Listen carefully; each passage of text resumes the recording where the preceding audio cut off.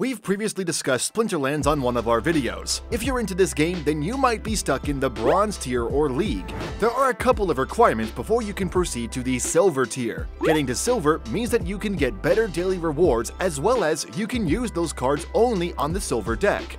A lot of players are stuck because they don't have the right cards or they don't know what to do. Don't worry, because here at the Game Mag, we'll give you tips on how you can advance from the bronze to silver tier. Oh my god! Wow! It might still be tough, but we'll make your life a bit easier, and you don't even have to spend a lot or any amount of money at all. Number 1. Focus on your summoner card. When you're just starting Splinterlands, you get a free deck. Naturally, you have to grow that deck to climb up the rankings. However, if you don't want to pay, that's fine, because you'll still get there despite taking a bit longer. One thing you should focus for the time being is your summoner card. Don't worry about upgrading your monster cards at this moment, since most players are probably doing the same. In fact, a good strategy is to collect and get as many level 1 monster cards as you can. This allows you to diversify your card pool to synergize with the summoner card that you are using. Focus your resources on upgrading your summoner card. The stronger the summoner becomes, the more effective your lineup will be. Then, don't forget about the battle mechanics. Place the right monster cards in the right position so that you can do efficient damage and not get wiped out right away. Your summoner card is only as effective with the monster cards that you have, so you have to gather the right ones. Don't forget as well to later upgrade the monster cards that you have when your summoner is already beefed up. You don't need to spend a lot of money to make this happen, but feel free to do so as well.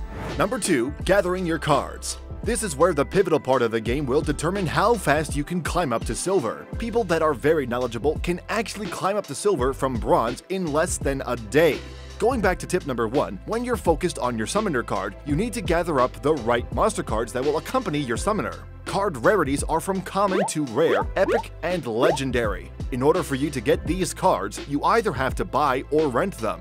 Let's talk about buying for now. Buying a card with a high rarity may seem hard since they are expensive. The other thing is that they may not always appear when buying card packs. That's the other problem. There aren't a lot of card packs to go by. You're basically a bit stuck at this moment when you don't spend money, but as we stated, you don't need to buy the most expensive ones out there.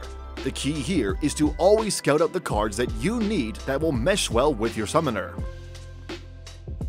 Renting seems the way to go because one thing is that you don't have to spend money. You can spend Dark Energy Crystals or DEC to get these cards for rent. Before you rent, make sure to check if there are limitations and the duration of the card rent. There are cards that may not be available at the time being. One other thing to keep in mind is the level of the card. It seems enticing to rent a card that is higher than level 1. However, if you're still in bronze, chances are that you cannot use a card that is higher than level 1. The reason probably is that they just don't want low-ranked players renting out strong cards to get ahead. Checking the levels before you rent them is ideal so that you don't waste your DEC. Even though you can't use the card, you can still get charged when you rent it. Number 3. Understanding the card's value. Before you gather your cards, there are 3 things that you might want to consider before anything else.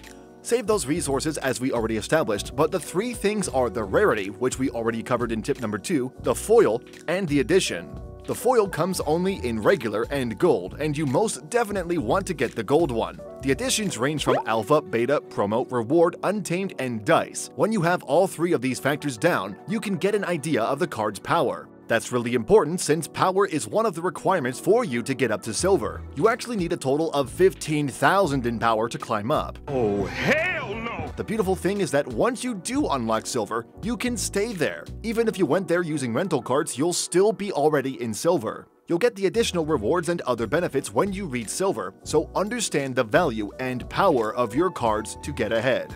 Number 4. Take a look at guides. There are a lot of guides and strategies that you can look online. The only reason we're not putting them here is that there are a multitude of them.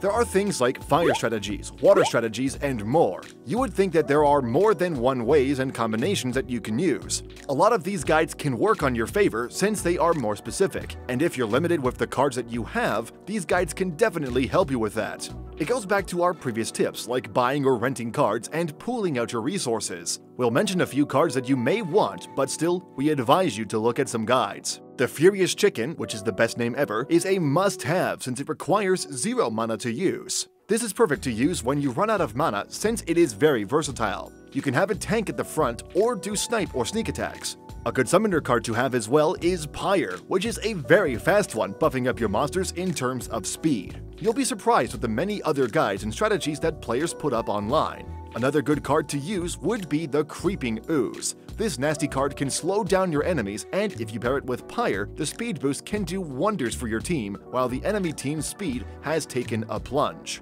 There are a lot of other good cards and strategies out there that you can use when you pick up the right guide. Number 5. Play as many matches in a day. If you really want to get to silver right away, you can always play. Even if you lose, there are no repercussions. You won't fall back to your previous rank or tier. That's the other thing when you're using rental cards. You want to maximize their usage and not just have them sit on the sideline. You'll get your money's worth when you play as many matches as you can in a day. The repeated games and matches may also inspire you on what to do. You can probably unlock some new strategies simply because you kept on playing for the rest of the day.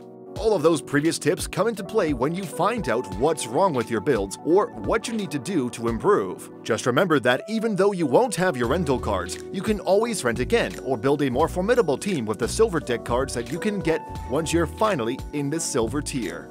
Now that you have an idea on how to advance from the Bronze to Silver League, what are you waiting for? Go give it a try. It is always fun to play Splinterlands, but getting high in the tiers will make it a whole lot better for you. That's it for now. Stay tuned for more gaming related things only here on the Game Mag, so leave a like and subscribe while you're at it.